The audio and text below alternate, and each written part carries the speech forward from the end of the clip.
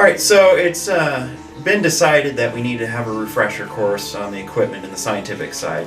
I think that occasionally there is some lapses where we start getting in the heat of the moment and something that malfunctions or something that happens with the equipment is deemed paranormal when it really is not. Here with the equipment refresher training, that was very useful. Yeah, training went good. Is great to refresh on this thing. It's definitely needed for anybody and everybody that does this. You only get to use these things ever so often. Well, we had a refresher course today, and I needed it. I took good notes, and it was nice to see at least part of the team again. Well, I appreciate the equipment training refresher. I know we got a case coming up, so knowing how to use all the different equipment and where the power sources are and what we should and shouldn't do is always very helpful. With equipment and stuff, which is good to have a refresher. It's good to go through and try to remember some of the stuff. I learned some things that I did not know, like some of the devices. I didn't know, I forget what was it, the different settings for one of the things. Oh, I'm grateful for it. There's a lot of things, definitely pieces that I remember and that I knew from before, and there was more information on some of it that was filled in. So thanks for meeting for this. Everyone's kind of going through the training here. We had to kind of wiggle it in to when you're first available, so go into it here. This is just a refresher to make sure we understand the equipment a little bit better than some of us have. Well, thank you both for coming today on this refresher training course. I'm going to go over a few things here. The majority of what's taken up the time today will be going over kind of the basics and the uses, diving deeper into the functionality of this versus the original training that you guys got.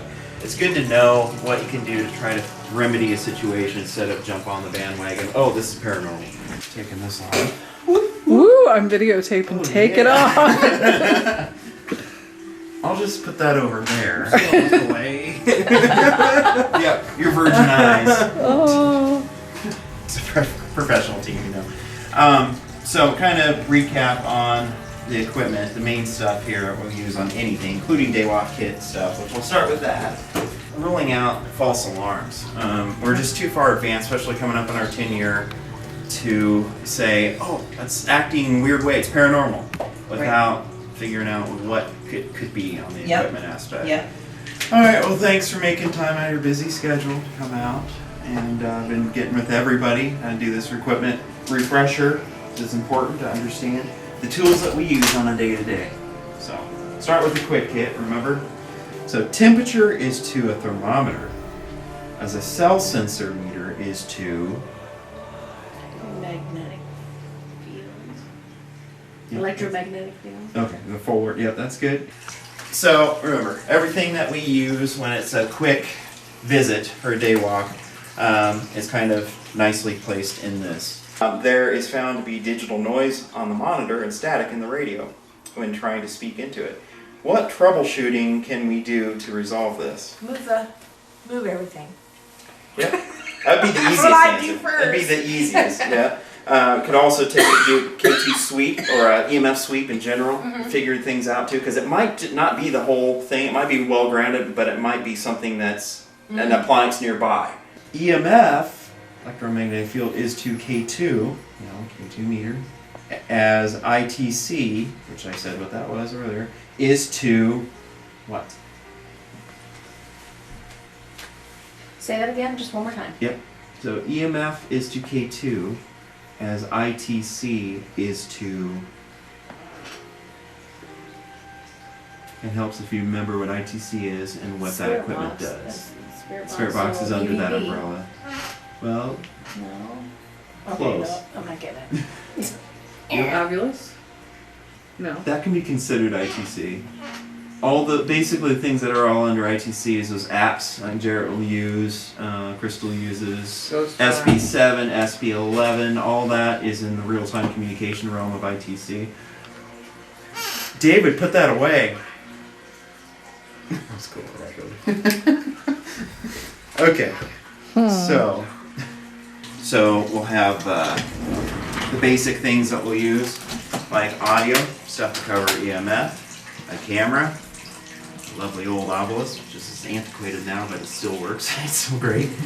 Number 2, while using a DVR audio recorder, it starts beeping for some reason. Instead of assuming it as paranormal immediately, what are some steps we should take to figure out if it's something explainable with the device? Well, it could be the battery going. Okay, so that's a good one. Yeah. What else?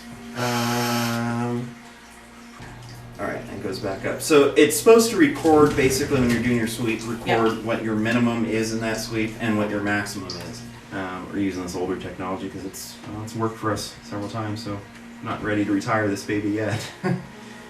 You'd be sad. That's what you're used to. I'd ask to buy it. Yeah. So and then when you're done, you just power it off, and that's it.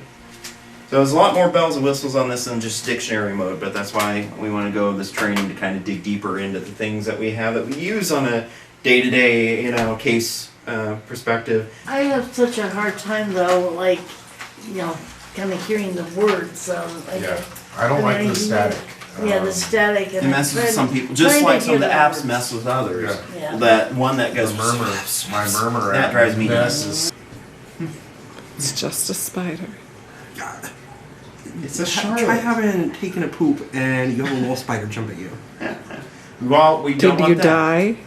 No, I could have. Well, we don't want him poop or peeing. Remember, that was the newbie 101. Remember, it's like if something scares you, just calmly, don't pee yourself or poop yourself or puke.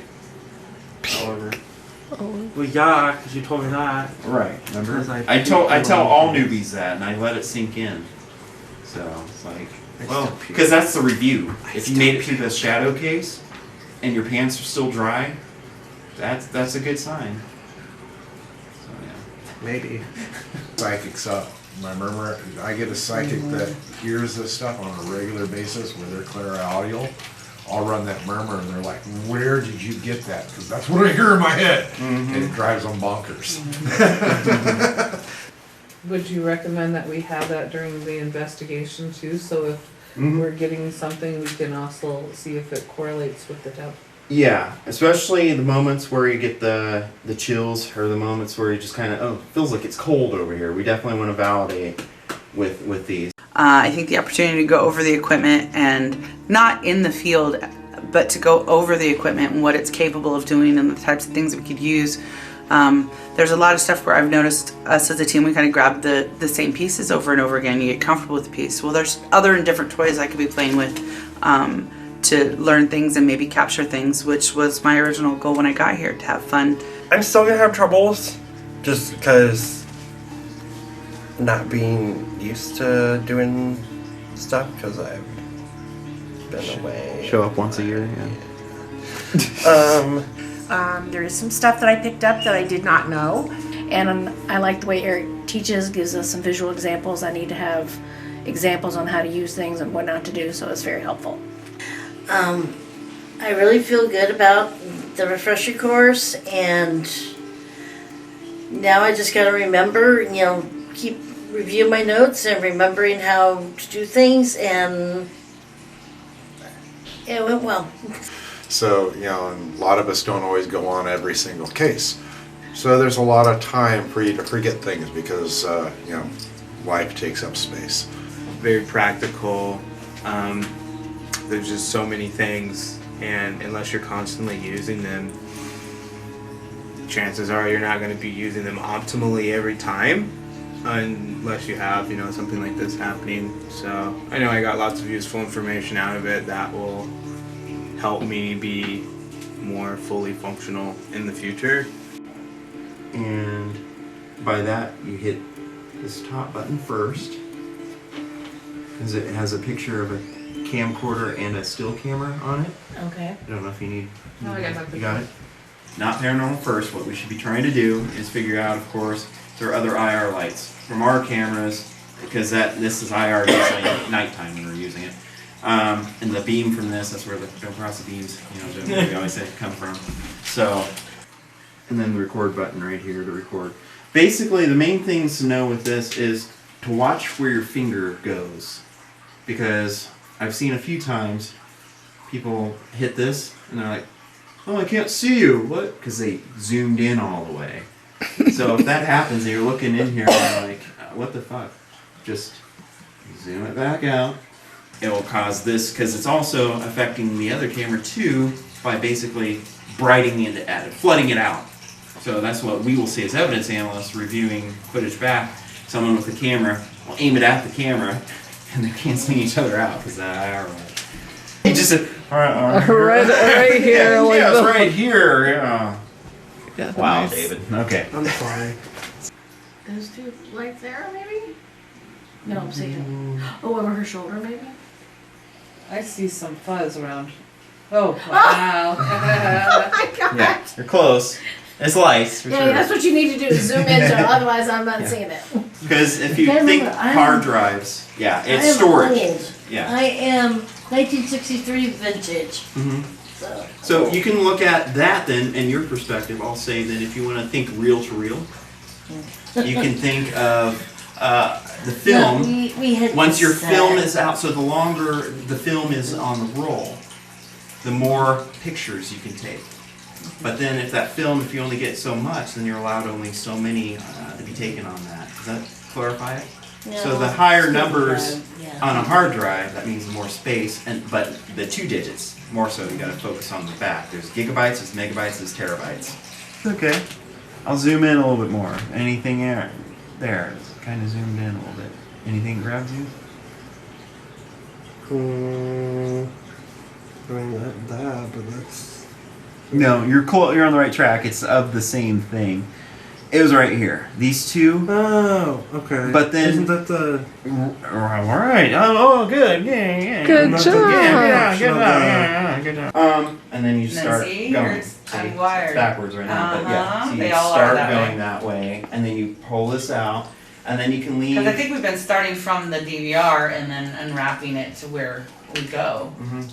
Either So way, we just need to have a either way, consistency. as long as you know the ends. Yes. That's the main part because yeah, that's So in other words, double check it before you start unwinding, and I'll tell you which way you're going. right because the fact of the color, and because the fact this is up here, 2 lights, and then, yeah, it's on there too, but right here 2.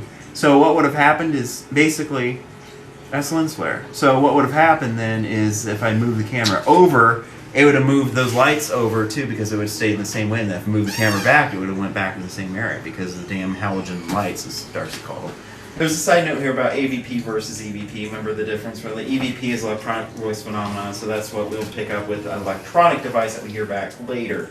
Yes. Audio voice phenomenon that can fit under ITC because you're hearing it at the same time. At that moment. Right. Which can be argued that it's still electronic because it is an electronic device. But for our purposes, I usually just divide it up and say EVP is a good old-fashioned hearing voices later on. AVP is more so with hearing in real time. But it's debatable on how to know that. Here. Now I gotta do David, Crystal, and Jackie. Yay! Yeah, that's actually it. Anyway, that's more or less it, so I can check your name off of that. Can I pass? I must, because it's going to check my name off. The briefing, because I kind of made it mandatory. I don't do that very often, but it was important enough to try to have everyone go through this same thing, be on the same page, know the equipment better. Just because of the little things here and there that would come up that kind of bother me, it's like, we should know this. And so Right. I'm just doing this, you know. Yeah, well, we'll see. We'll have you come back. Yeah, you did. Well, I hope I come back. I'm a part of the team. God. No, it wasn't that bad. You tanked it so bad that this is your last walk. Sorry, You're done. Scott. Get out of here. You're done. Sorry. I do have to do your Sorry. briefing. Oh, my bad. I do have This to was the exit interview we didn't tell you you were Yeah. about to have. As a field researcher. So yeah, totally worth it. Yeah, maybe in the future we'll like record it on different levels and make it like available on the internet and stuff, and then we can always just tap into it as we need it. That'd be a nice resource too. So it's good to get through all this, and yeah, a lot of fun. So bringing some of that common sense stuff back into it to make sure that we're not losing touch with that, as we're too far advanced of a team now in 10 years to have the basic mistakes like that still happen. Awesome presentation. Enjoyed going over how to turn things on, turn them off, making sure they're functioning, what might be going wrong, and being able to troubleshoot. And it was good. I think everybody should do it. The quiz, yeah. Some of the things stumped me, even though we went over them. But overall, yeah, I liked it. You know, and be able to use equipment to prove the things that we've done. So I like that. I think even for my own self was getting too far into what my own skills and goals were and not relying on the equipment so we could get more evidence. And so that's what I'm looking forward to doing more stuff with it then, to playing with it, yeah. And make sure that we get this so we're all on the same page. We can start year 2020 fresh, rejuvenated on the scientific side, and ready to go for next cases next year.